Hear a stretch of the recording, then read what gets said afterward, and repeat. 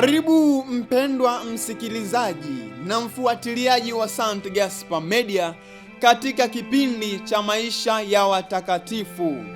Leo tarehe 25 ya mwezi wa 7, kanisa linaadhimisha sikukuu ya Mtakatifu Yakobo Mkuu Mtume.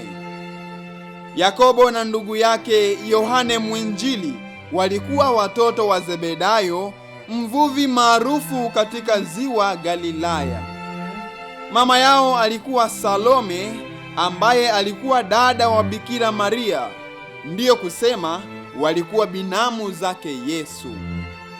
Yakobo na Yohane waliitwa wana wa ngurumo kwa sababu kitabia walikuwa moto. Walimsaidia baba yao katika kazi ya kuvua samaki na walikuwa washirika wa Petro na ndugu yake Andrea. Hawa wanne walifurahia nafasi ya pekee katika kundi la mitume, labda kwa sababu Salome aliwaombea wanawe nafasi za pekee katika ufalme wake. Petro, Yakobo na Yohane, ambao ni ishara ya imani, matumaini na mapendo, walikuwa wanafunzi pekee walioshuhudia Yesu akimfufua binti yake Yairo na pia kugeuka sura mlimani na mateso yake katika bustani ya Getsemane.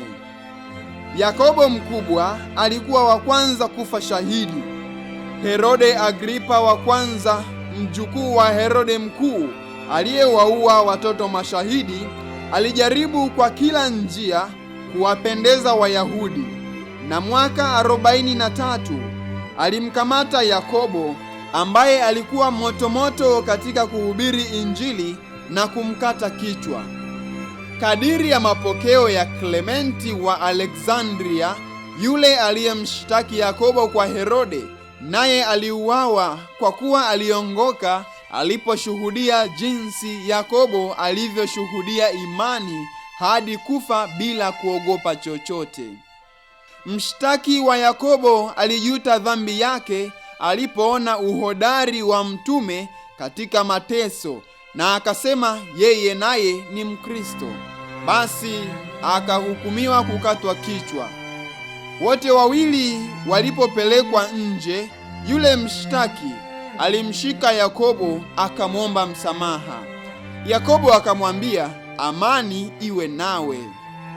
Basi wakauawa wote wawili kwa kukatwa kichwa.